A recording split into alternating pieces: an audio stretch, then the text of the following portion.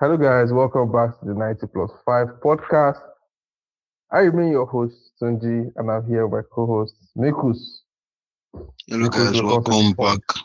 Welcome back. Welcome back. Welcome back. Today's Welcome special back. episode, we'll be reviewing the semi finals of the World Cup, starting with Argentina versus England, and we'll be going on to review the second semi final game, which was France versus Spain.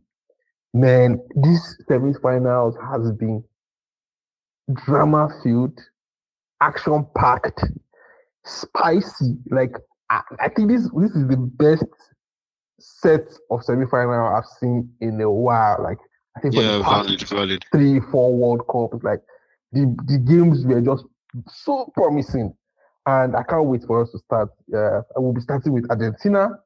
Argentina, England just finished this as at the time of recording, and we're starting with that and going on to France. Whew, Mekus, Argentina, England. The match just finished 2-1.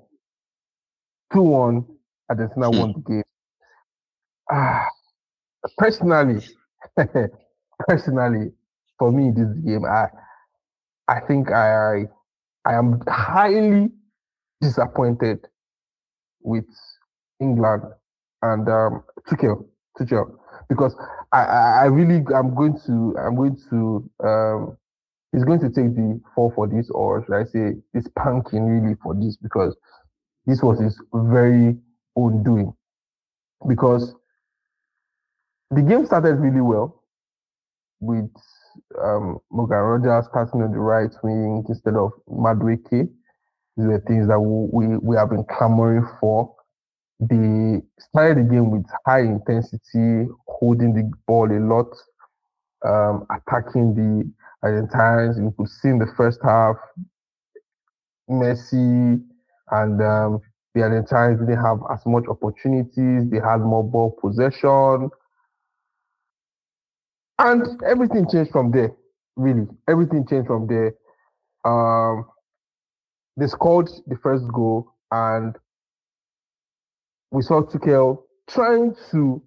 Now, Tuchel tried to do what he did against Man City in the Champions League final. I don't know if you remember Chelsea Man City, where Havertz scored the first goal, then Chelsea just sat back to the end of the match. Because if memory serves you right, I don't know if you can still remember that final, right? Yeah. But now I remember.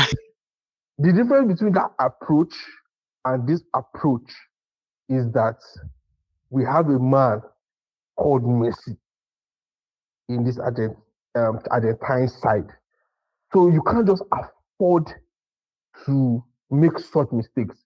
But Mikus, let me allow you talk before I get really emotional and don't let you speak at all. Please go ahead. Yeah, I think what you said is very valid about Tuchel's approach to the game.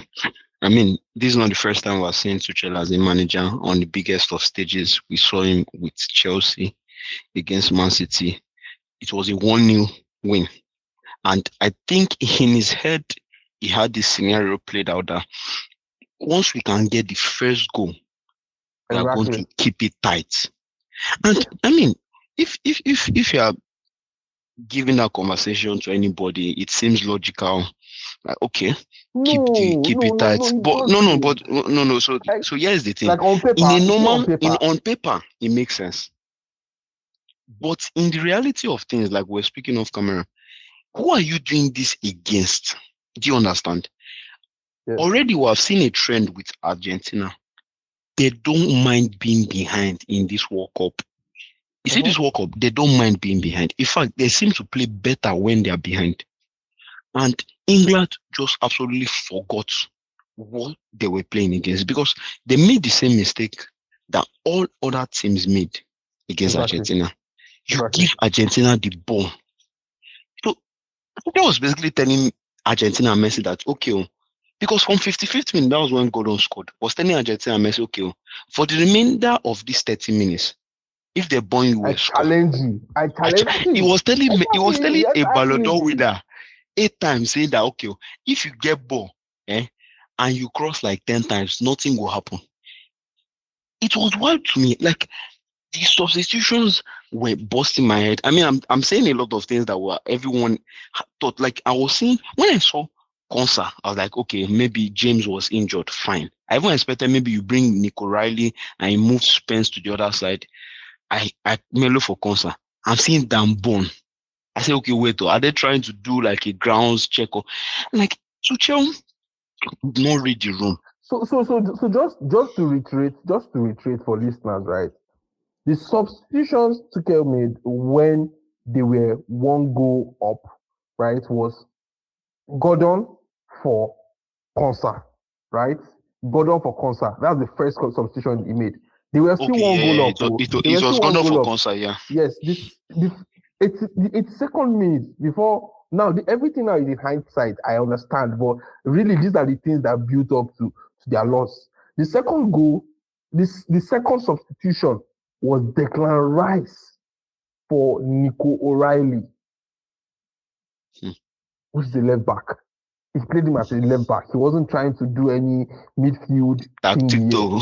here. Yes.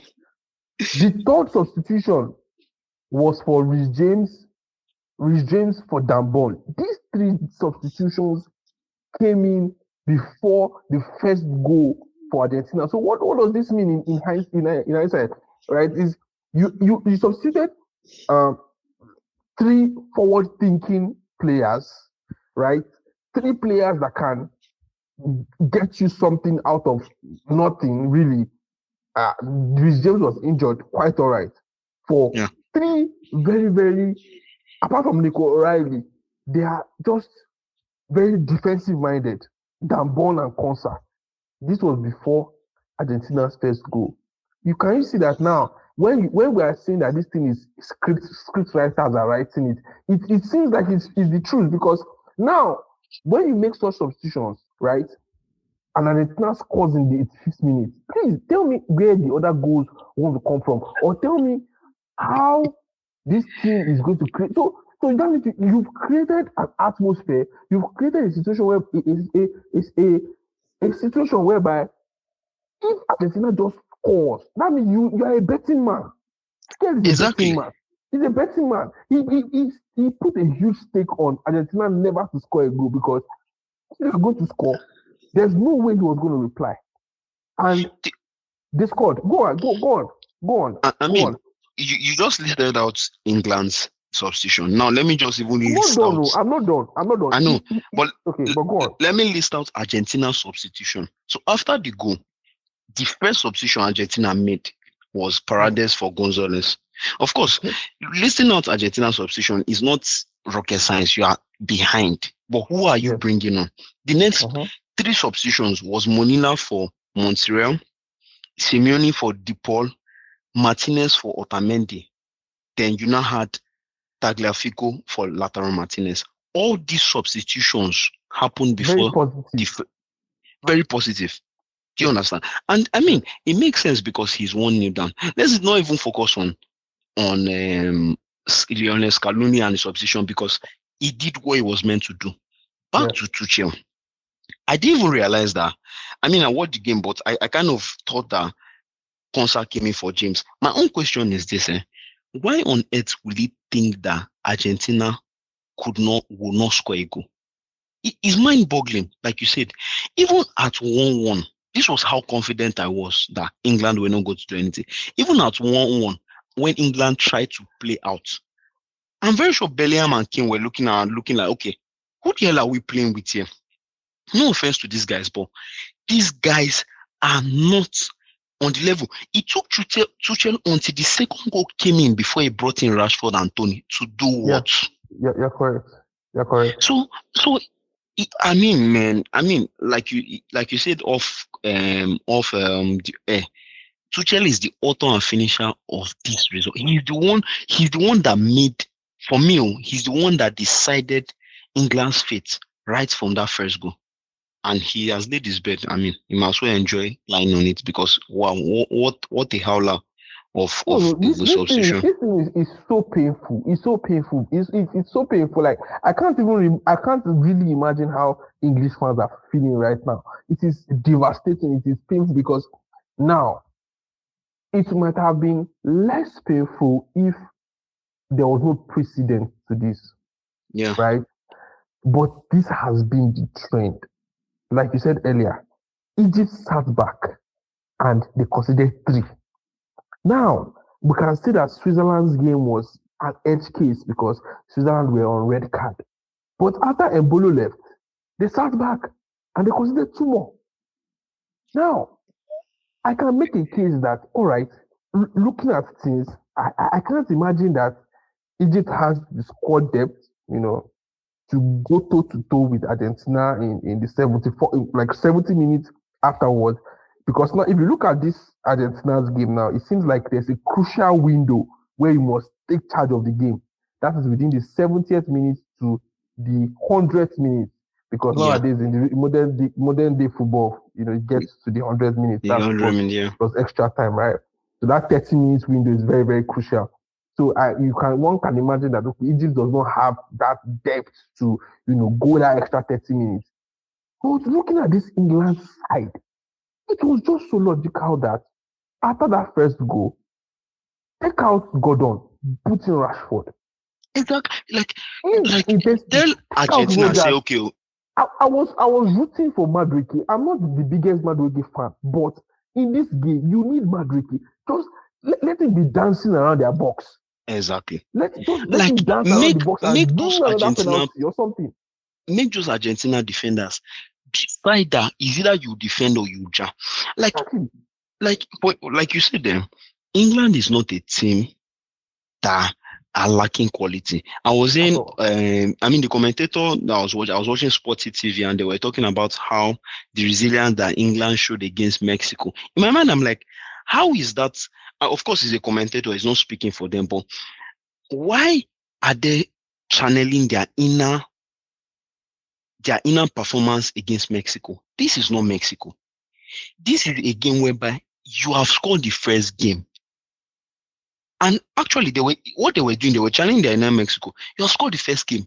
Show, like Spain yesterday, that you deserve to be in the final. Even if you don't want, I don't understand why they remove Gordon, but say, okay, Gordon is a big leggy. You bring in Rashford, you bring in Madueke. You keep the shape exactly the same, and you tell yourself that if I'm going to go out, I'm going to go out playing my game. Exactly. If they had kept on the pressure, I'm sorry, Argentina don't have that legs. They don't have the legs. And it still comes back to my Tuchel and man, because Tuchel basically looked Messi in the eye and told him that, guy, in 30 minutes, if I give you ball, you know, go fit create anything. That was the summary of the game. After I scored, I go pack boss, you know, go fit create anything. He was looking at Alvarez, he was looking at Enzo Fernandez. I mean, all the goals that they scored, they had rehearsal in the first half. We saw those shots against with Enzo Fernandez in the first half. We saw all those things, the crosses. They saw the warning signs countless times. I mean, Pickford made some amazing saves. No fault for him in the two goals, but they saw the warning signs, and Tuchel just said, you know what? We can still do it. We can still pack the bus. Try me and see. That was Tuchel was there, Messi and Scaloni. Try me and see. Well, they have seen it though, because like we said, I mean, Tuchel, man. But I mean, big ups to Argentina. I think big ups Argentina. They have what that a team. Damn. So this team, man, it reminds me also of back in the days too, in Landmark, when coaching and all. No, yeah. Another thing I didn't really appreciate was the English fans. They were a bit too nice. Yeah, it's like they were already beaten before they got beat up. Really, do you feel like they were scared? Because for my own, they were scared. No. On my TL, this thing is traumatic. They've been like it's as if it's self-inflicting. This is the same thing that happened against Croatia in 2018. They were one goal up in the semi-final and they came back 2-1. But the thing is that you do as fans, you don't they let go. They let go of their team too early. Like when it was 1-1, the whole English side was just they were Yeah. gone. I mean, Yeah. but you can't blame them, man. Because if you asked anybody in that stadium, you picked up any living thing that could speak, Mm. and before even 1-1, okay, maybe some people they're unbelievers, but at 1-1, if you ask everybody in that stadium, they'll only tell you there was only one team in the stadium on the pitch, and there was only one team that was going to win it. Because again, it still goes back to Tuchel. The Argentine fans, Yeah. everything is like they have seen this before. They Yeah. were still holding on hope. You did not see tears. I mean, they were anxious and everything, but you could see in their eyes that they knew that as far it's not the final whistle, they are still there. Before the game, though, is when I even want to come in. There was a bit of naivety with the pundits and everything, talking about how Argentina has not been good. And I was telling someone that, see, you people don't understand something. First of all, Argentina is the reigning world champions. Put Yeah. some respect in that name. Number two, they did not come to this World Cup to entertain you. They are here to win. Their objective is we are winning. If it is by hook or by crook, it now depends on the team they are facing. How do you want to do? Because Argentina had this game their whole way. From the taunting of the players to making it physical to going behind. I even dare to say that even going behind, they had it that way. And to coming back at 9 minutes, crushing England totally. I mean, the scriptwriters, my God, they really worked for their money this night. It was an absolutely amazing game. Man, I'm sure the English media would do more justice in analyzing this further and pointing more fingers. And we just have to move on from here. We have another game to cover. It was France versus Spain, which ended 2-0 in favor of Spain. Mekus, this is another now. Like this semi-final has been nothing but short of blockbuster entertainment. Yeah. Like now, this is another reason why I think no, you are a prophet because at this point we just have to give it to you because you predicted Argentina Spain final and you predicted Spain to win. And I am seeing what you are seeing because I am also predicting Spain to win. Why? Because of what they did against France. With the Dembeles, the Mbappes, the Ulises, the Doués, the Chouamenis. Bacola. Guess what Spain did right yesterday? They held the freaking ball. They held the ball, man. There was the oldest trick in the book. They held the ball. They collected France lunch. I don't think Mbappe had one shot on target. I don't think so. If he did, it would probably be the only one. Yeah, it was that one that Cucurella put his foot and man, I he must give deflected it up wide. to Cucurella, man. Cucurella, he has been really impressive this World Cup. I give him his flowers, man. Give him the his whole flowers. defense. Give the him whole defense, flowers. Man. I mean, we can dive right into the France Spain game. Like you said, they held the ball. And here's the thing about France. They have been amazing this World Cup. No doubt. Yes. But if you want to look at it on paper, who have they faced? Aggregate. I think there was a screenshot of someone analyzing the teams that like the final for their pathway. And Spain have faced the highest ranking teams compared to the other ones. What do I mean? Spain faced Portugal. Mm-hmm. Spain faced Belgium. Belgium, yes. Do you understand? Now, aside from that one, France came into this game a bit naive. And you can't blame Deschamps for... Why do you say naive? Why do you say naive? Now, here's what I mean. They know that Spain is going to win the ball. Mm-hmm. Everybody knew, even those that predicted Spain to say that, okay, Spain will have the possession, but when they lose the ball, and that but never happened because France, looking at the game, France were playing 2 against 3 midfield. How in Christ's name does that work? Yeah. Spain midfield was so good that at the point, I forgot that Olise was not the winger. Olise left the middle and how to be playing on the wing. That's why you had the case of him and Kukorea, the yellow card.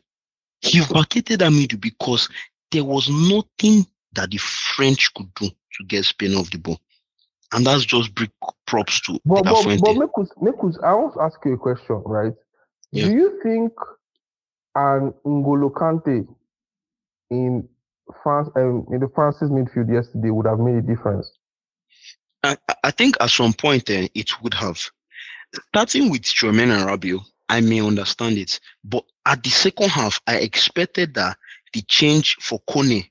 I mean, Kone for me has been one of their best and more energetic midfielders. Okay. I think Kone came in at the 45th minute here. He came in quite early, which was good.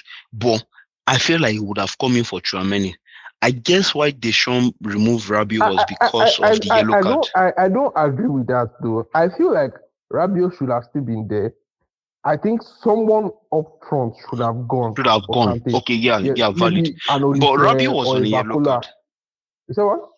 I think Rabiot was on a yellow card, and I think that Deschamps didn't want any case of 10 against 11 because it would have made the game impossible.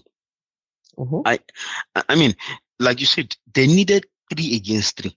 All Spain's 3 midfielders. Daniel Mo was not a 10 in that. All of them outclassed the French. Yeah, go on. I think this game is a game where you can't easily point fingers as to where the issues went wrong or what could have been done better, or because if this game was probably played 5 out of 5, Spain might have won it 5 out of 5, because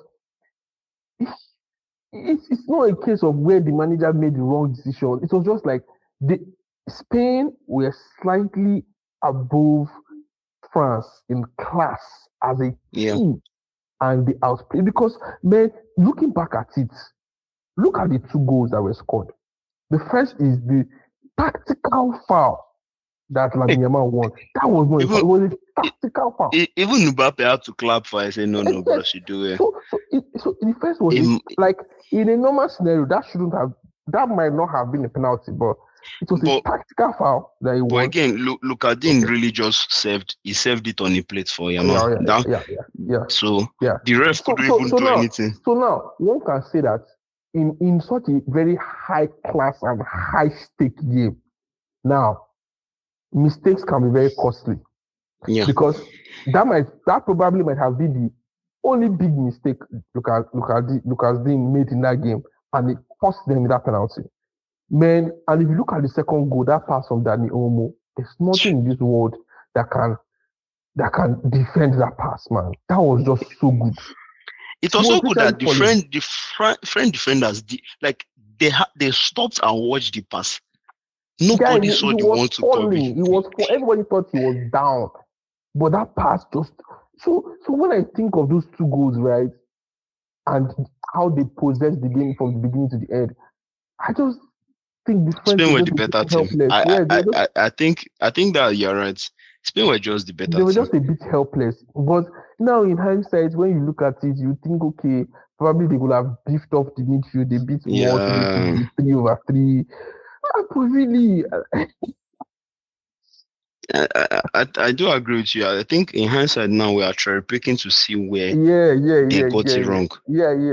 But it's something that everybody didn't expect. And of course, Spain came to this World Cup as favorites because of what they did in Euros.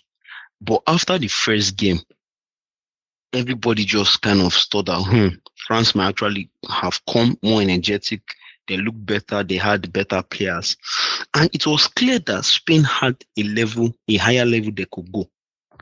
And here's the thing about Spain in this World Cup is that I can't tell you the best player in their team. Oyarzabal has 5 goals. He has not been their best player. Oh, you want to call Olmo? He has not been their best player. Mm-hmm. They have been so collectively centered, just like in Euros. But the difference now is that they are defensive. Like I checked the stat. They have the least XG conceded. I think their XG conceded is less than 3 or 4. Do you know how well it is for you? It's not even like, okay, it's by look or by crook. They are not even allowing chances. Why? They have the ball. Kubasi has been amazing. Laporte, My God, we know Kukurea has been coming up as one of the Cucurella, better Masterclass. left back. But what of Poro? We see Poro every other day in the EPL. He's not always this good. You look at Unai Simon. Unai Simon was not even the best keeper in his league. But man, props to De La Fuente, man. Props to De La Fuente because he stuck with his guns. He had a clear plan and he executed the plan. And I think, like you said, it's not a case of France being poor. It was just that they met an unstoppable force in Spain. Spain took their lunch.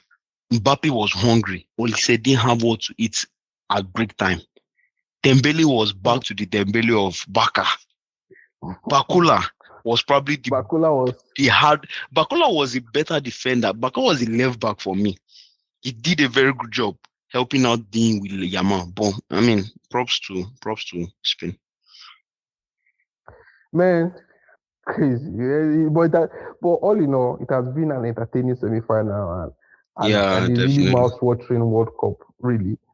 But just looking up to the finals, what are your thoughts, Spain, Argentina? I mean, yeah, we've gone really above time, but yeah, my thoughts on Spain, Argentina. I think that if we're looking at the trend, all right, those that trade, let me use that. If we're looking at the trend in these two teams, there are two teams that stand out with Spain and Argentina. For Spain, they have never been behind in this World Cup. For Argentina, they relish being behind in the World Cup, especially in the knockout phases.